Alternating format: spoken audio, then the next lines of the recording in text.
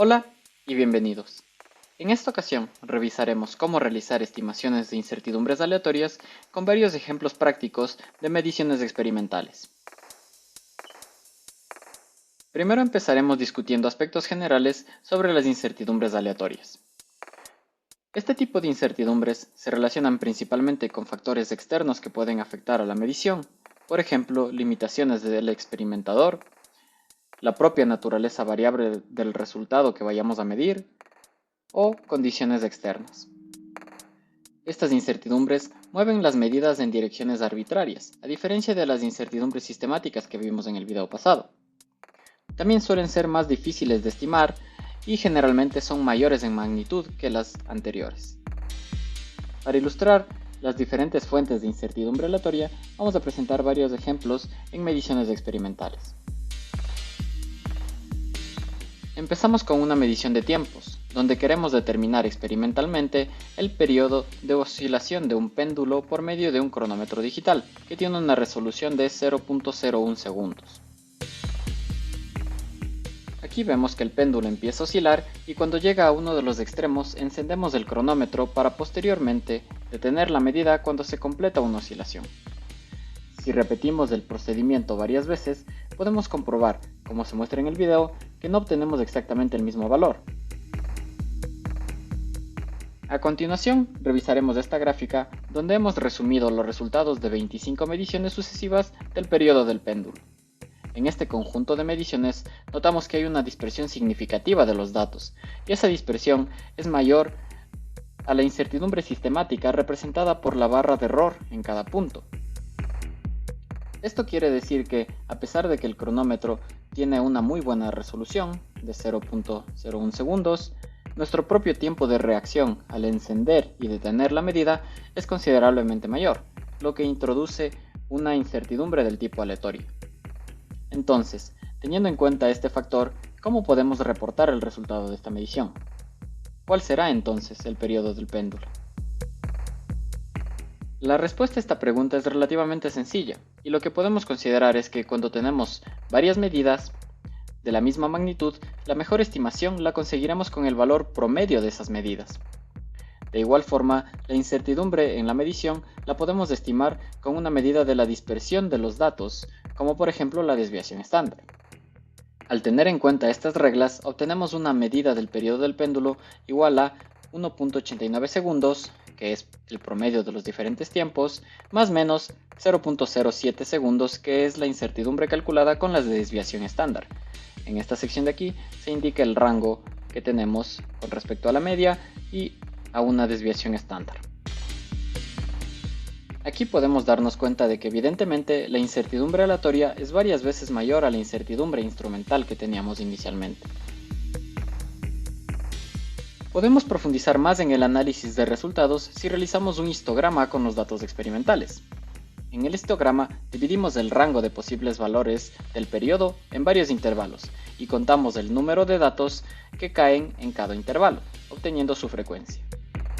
Aquí nos damos cuenta de que hay una mayor cantidad de mediciones en la zona central del gráfico, cerca de la media, mientras que en los extremos no se encuentran muchos datos. Si consideramos solo incertidumbres aleatorias, al aumentar el número de mediciones, veremos cómo el histograma se va aproximando a una curva gaussiana o normal, que tiene la forma clásica de una campana, como podemos ver aquí.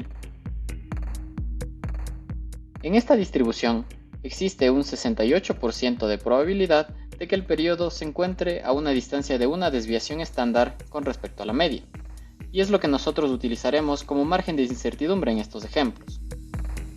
Sin embargo, si queremos ser más cuidadosos al momento de reportar nuestros resultados, podemos elegir una incertidumbre igual al doble de la desviación estándar, por ejemplo, y con eso aseguramos una confianza del 95%. Recordemos que, de todas formas, la incertidumbre es una estimación, por lo que no hay una única forma de determinarla. Aquí mostramos algunos ejemplos, seleccionando la incertidumbre como una desviación estándar equivalente a 0.07 segundos, obtenemos una probabilidad del 68%.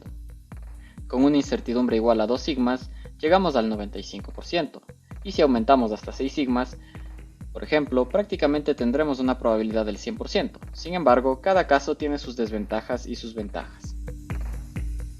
Con una incertidumbre pequeña, nuestra medida indicará más precisión, pero podemos estar subestimando la incertidumbre, que puede dar lugar a inconvenientes si trabajamos con tolerancias estrechas, como vimos en los ejemplos del primer video. Mientras que con una incertidumbre muy grande podríamos asegurarnos de no subestimar la medida, pero puede ser un margen tan amplio que resultaría inútil para cualquier aplicación o posterior uso que hagamos con la medida. De todas formas, podemos recalcar que siempre será preferible sobreestimar ligeramente la incertidumbre en lugar de subestimarla para evitar complicaciones en cálculos o procedimientos posteriores.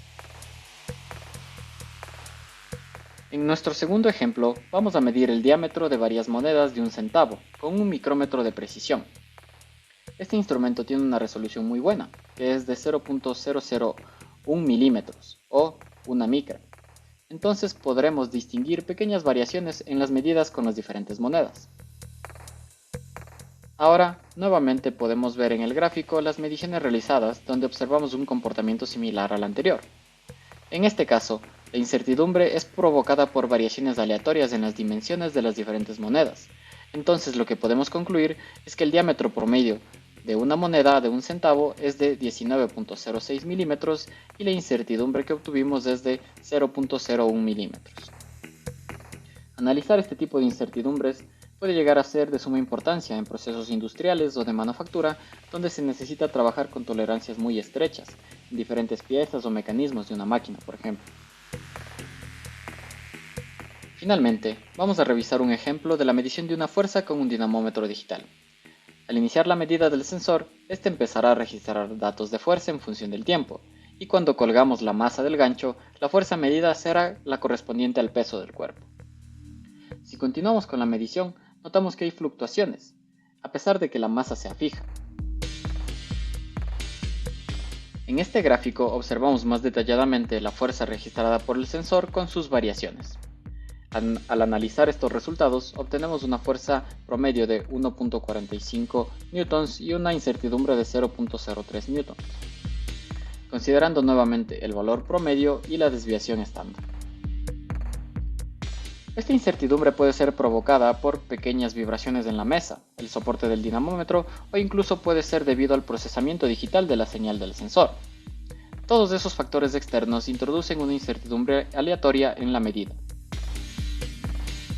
De esta forma, con los diferentes ejemplos hemos ilustrado de manera sencilla algunas de las posibles causas de incertidumbres aleatorias.